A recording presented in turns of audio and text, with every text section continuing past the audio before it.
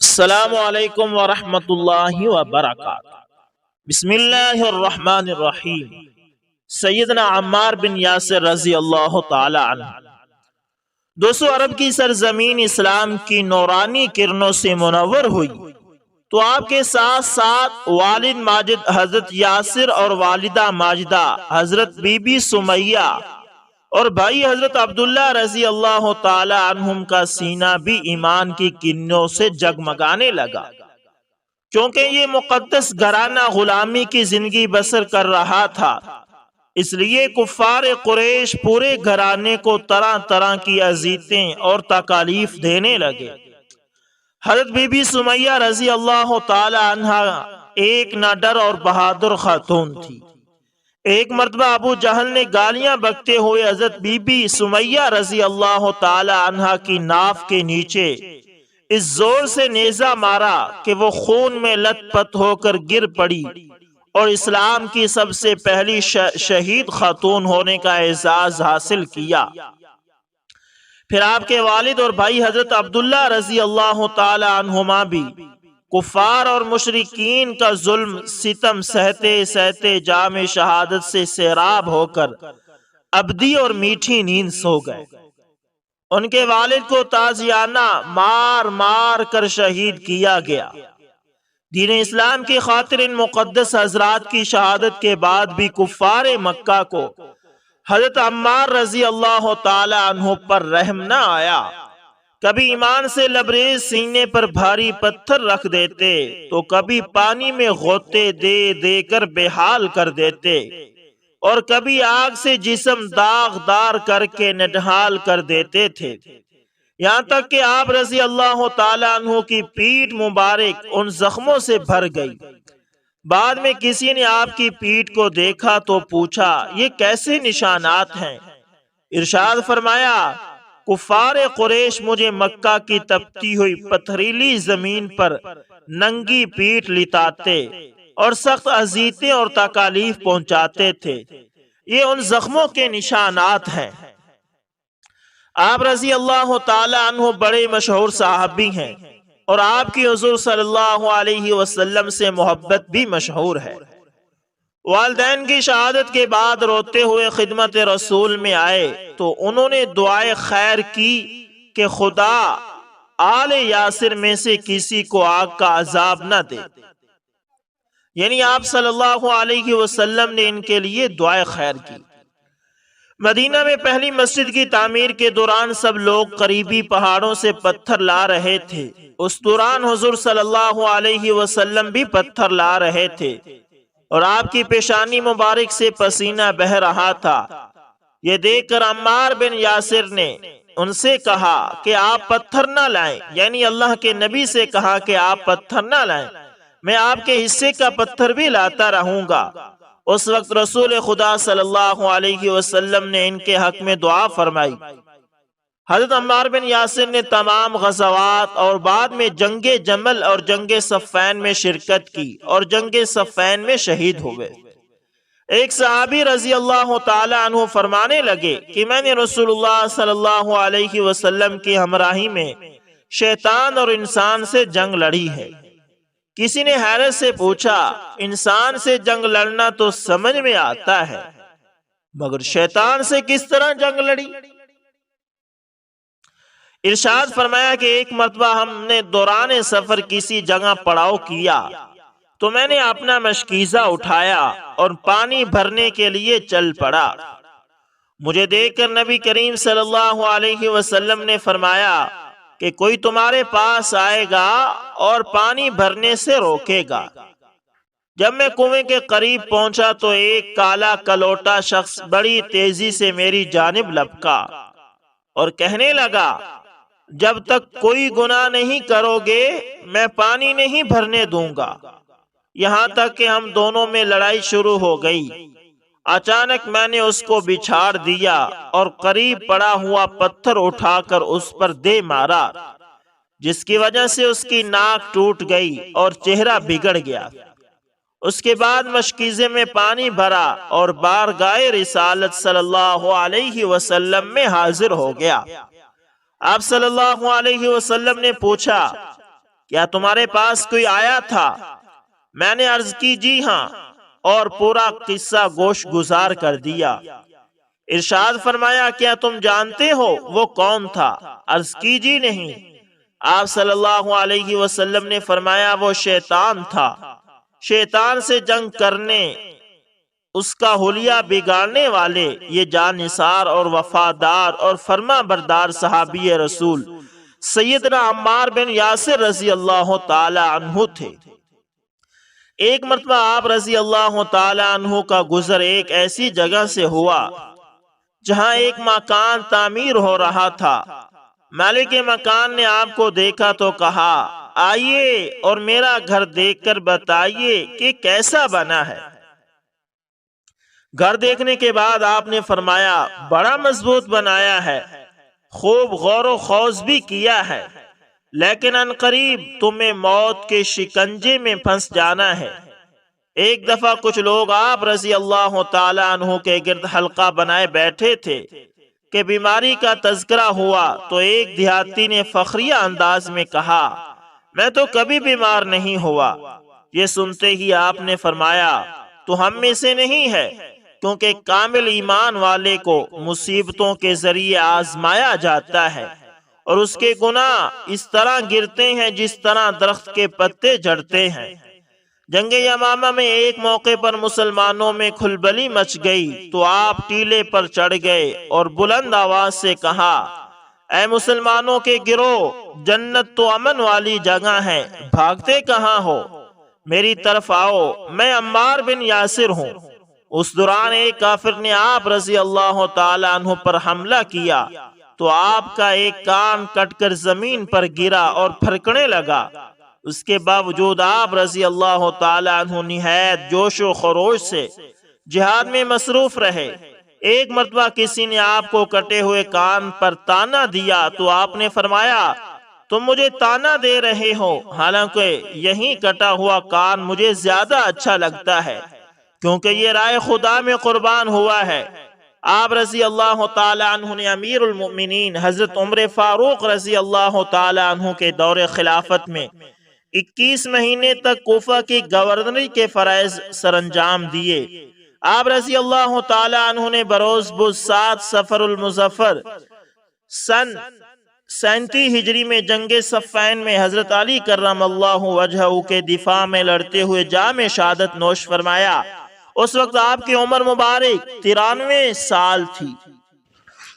دوستو اسی طرح ایک اور صحابی رضی اللہ تعالی عنہ کا قصہ بھی گوش گزار کرتا چلوں۔ یہ سیدنا عقبہ بن عامر رضی اللہ تعالی عنہ ہے۔ عقبہ بن عامر رضی اللہ تعالی عنہ آپ صلی اللہ علیہ وسلم کے مدینہ طیبہ تشریف لانے کے بعد مشرف با اسلام ہوئے۔ اسلام کا واقعہ یہ ہے کہ جب آپ صلی اللہ علیہ وسلم مدینہ منورہ آئے تو عقبہ بکریاں چرا رہے تھے۔ آپ صلی اللہ علیہ وسلم کی تشریف آوری کی خبر سن کر بکریاں چھوڑ کر خدمت اقدس میں حاضر ہوئے اور عرض کیا کہ مجھ سے بھی بیعت لے لیجئے۔ چنانچہ آپ صلی اللہ علیہ وسلم بیعت کر کے مدینہ میں مقیم ہو گئے۔ آپ رضی اللہ تعالی عنہ عقبہ ابن عامر اور ابو ہریرہ رضی اللہ تعالی عنہ اصحاب صفہ میں سے تھے۔ آقا نامدار صلی اللہ علیہ وسلم کی خدمت گزاری ان کا خاص مشغلہ تھا۔ چنانچہ سفر میں آپ صلی اللہ علیہ وسلم کی سواری کھینچنے کی خدمت انہی کے متعلق ہوتی تھی۔ ان کا بیان ہے کہ ایک مرتبہ سفر میں آپ صلی اللہ علیہ وسلم کی رفاقت کا شرف حاصل ہوا۔ میں سواری اقدس کھینچ رہا تھا۔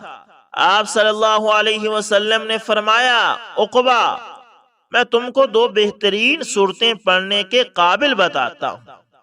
میں نے عرض کیا ارشاد فرمائیے۔ آپ صلی اللہ علیہ وسلم نے ارشاد فرمایا قل اعوذ برب الفلق اور قل اعوذ برب الناس۔ ذات نبی صلی اللہ علیہ وسلم کا یہ صحابی اتنا احترام ملحوظ خاطر رکھتے تھے کہ آپ صلی اللہ علیہ وسلم کی سواری پر بیٹھنا بھی سوء ادب سمجھتے تھے۔ ایک مرتبہ سفر میں خدمت انجام دے رہے تھے کہ آپ صلی اللہ علیہ وسلم نے سواری بٹھا دی اور خود اتر کر فرمایا عقبہ اب تم سوار ہو جاؤ۔ عرض کیا سبحان اللہ یا رسول اللہ صلی اللہ علیہ وسلم، میں اور آپ کی سواری پر سوار ہو جاؤں؟ دوبارہ پھر آپ صلی اللہ علیہ وسلم نے حکم دیا۔ حضرت عقبہ نے وہی عرض کیا۔ جب زیادہ اصرار بڑھا تو الامر فوق الادب کے خیال سے بیٹھ گئے اور سرکار دو عالم صلی اللہ علیہ وسلم ان کی جگہ سواری کھینچنے کی خدمت انجام دینے لگے۔ ایک روز حضرت عمر بن خطاب رضی اللہ تعالی عنہ نے سیدنا عقبہ رضی اللہ تعالی عنہ کو بلایا اور فرمایا کہ اے عقبہ مجھے کچھ قرآن سناؤ۔ انہوں نے قرآن حکیم کی آیات پڑھنی شروع کی۔ ایک تو رب السماوات والارض کا پرشوکت اور لرزہ اندام کر دینے والا کلام، دوسری حضرت عقبہ بن عامر کی پرسوز اور دل میں اتر جانے والی آواز۔ اس سے حضرت عمر رضی اللہ تعالیٰ عنہ بے حد متاثر ہوئے، ان کے اوپر بے اختیار گریہ طاری ہو گیا اور روتے روتے حضرت عمر رضی اللہ تعالیٰ عنہ کی داڑھی مبارک آنسوؤں سے بھیگ گئی۔ انتقال کے بعد حضرت عقبہ ابن عامر رضی اللہ تعالی عنہ اپنے ہاتھ کا لکھا ہوا ایک مصحف چھوڑ گئے تھے۔ یہ مصحف مصر کی ایک جامع مسجد جامع عقبہ ابن عامر رضی اللہ تعالی عنہ میں بہت زمانے تک موجود تھا، جس کے آخر میں کتبہ عقبہ بن عامر الجہنمی کے الفاظ درج تھے۔ حضرت عقبہ بن عامر رضی اللہ تعالی عنہ کا یہ مصحف دنیا میں پایا جانے والا قدیم ترین مصحف تھا، لیکن یہ بھی ہمارے دیگر قدیم اور بیش قیمت سرمایوں کی طرح زمانے کے دست برد سے نہ بچ سکا۔ جہاں تک جولانگاں جہاد میں حضرت عقبہ بن عامر رضی اللہ تعالی عنہ کی سرگرمیوں اور کارناموں کا تعلق ہے تو ہمارے لیے اتنا ہی جان لینا کافی ہے کہ حضرت عقبہ بن عامر رضی اللہ تعالی عنہ غزوہ احد اور اس کے بعد پیش آنے والے تمام غزوات میں رسول اکرم صلی اللہ علیہ وسلم کے ساتھ ساتھ شریک رہے۔ وہ ان جان بازوں میں سے ایک تھے جنہوں نے فتح دمشق کے موقع پر غیر معمولی شجاعت اور ہمت اور مردانگی کا مظاہرہ کیا اور دشمن کے چھکے چھڑا دیے، اور حضرت ابو عبیدہ بن جراح رضی اللہ تعالی عنہ اس کے صلے میں ان کو اس اعزاز سے نوازا کہ فتح دمشق کی خوشخبری انہی کے ذریعے امیر المومنین حضرت عمر بن خطاب کی خدمت میں مدینہ بھجوائی۔ وہ ایک جمعے سے دوسرے جمعے تک 8 دن 7 راتیں کہیں رکے بغیر تیز رفتاری کے ساتھ سفر کر کے وہاں پہنچے اور حضرت عمر رضی اللہ تعالی عنہ کو فتح عظیم کی خوشخبری سنا دی۔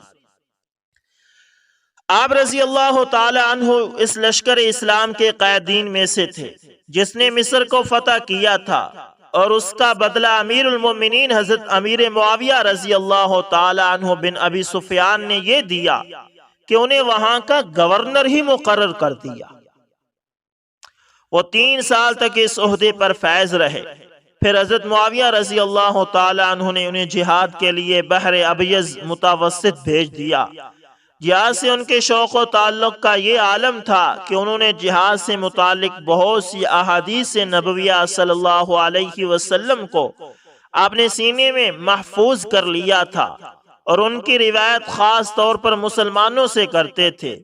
وہ بڑی جان فشانی اور شوق و دلچسپی کے ساتھ تیر اندازی کی مشق بھی کرتے تھے، اور اس میں غیر معمولی مہارت بھی پیدا کرنے کی کوشش کرتے تھے۔ جب حضرت عقبہ بن عامر جہنمی رضی اللہ تعالی عنہ مرض الموت میں مبتلا ہوئے تو اس وقت وہ مصر میں تھے، تو انہوں نے اپنے لڑکوں کو پاس بلا کر یہ نصیحت کی، میرے جگر گوشو، میں تم کو 3 باتوں سے روکتا ہوں، ان کی سختی سے پابندی کرنا۔ نمبر 1، رسول اکرم صلی اللہ علیہ وسلم کی حدیث کبھی غیر ثقہ سے قبول نہ کرنا۔ نمبر 2، کبھی قرض نہ لینا، خواہ تم فقر اور احتیاط کے اس درجے تک پہنچ جاؤ کہ تمہیں کمبل اور موٹے کپڑے پہننے کو نہ ملے۔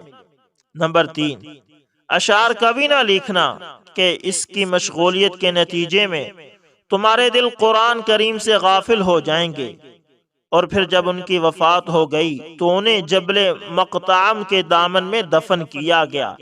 پھر جب لوگ ان کے ترکے کی طرف متوجہ ہوئے تو معلوم ہوا کہ انہوں نے 70 سے اوپر کمانیں چھوڑی ہیں، اور ہر کمان کے ساتھ ترکش اور تیر بھی ہیں، اور ان کے متعلق ان کی یہ وصیت موجود تھی کہ انہیں رائے خدا میں وقف کر دیا جائے۔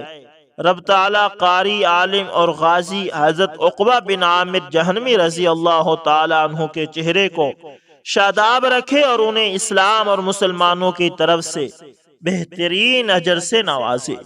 تو دوستو، آج ہم نے 2 صحابہ کرام رضوان اللہ علیہم اجمعین کی زندگیاں اور قبول اسلام کے واقعات آپ کے ساتھ شیئر کیے ہیں۔ یقیناً صحابہ کرام رضوان اللہ علیہم اجمعین نے دین اسلام پر قائم رہنے اور دین اسلام کو آگے پہنچانے کے لیے بہت سی قربانیاں دی۔ صحابہ کرام رضوان اللہ علیہم اجمعین کی قربانیوں کا ہی صلہ ہے کہ آج دین ہم تک محفوظ طریقے سے پہنچا ہے۔ جس طرح دین اسلام، جس طرح قرآن اور حدیث آپ صلی اللہ علیہ وسلم کے زبان اقدس میں محفوظ تھے، اسی طرح آج ہمارے تک بھی پہنچ رہے ہیں، اور پہنچنے کا وہ ذریعہ صحابہ کرام رضوان اللہ علیہم اجمعین ہی ہیں۔ اس لیے آج بھی اگر ہم دین کو اپنانا چاہتے ہیں، دنیا اور آخرت کی اگر کامیابی چاہتے ہیں، تو صحابہ کے سوا ہمارے پاس کوئی اور راستہ نہیں ہے۔ اس لیے بلا چوں چراں کے صحابہ کرام کے نقش قدم پر چلیں اور صحابہ کو اپنا رہبر اور رہنما مانیں، اور ان کے اقتداء میں چلتے ہوئے جنت کا سفر طے کریں۔ امید کرتا ہوں ویڈیو اچھی لگی ہوگی، پسند آئے تو لائک، شیئر، کومنٹ کریں، اور اگر آپ ہمارے چینل AS انفارمیشن ٹی وی پر نئے تو اس کو بھی لازمی سبسکرائب کریں، اور ساتھ میں بیل کے نشان کو دبانا نہ بھولیے گا، تاکہ دوستو ہر نئی ویڈیو کا نوٹیفیکیشن سب سے پہلے آپ تک پہنچتا رہے۔ چلیں ملتے ہیں کسی نیکسٹ اچھی سی ویڈیو کے اندر، تب تک کے لیے اللہ حافظ۔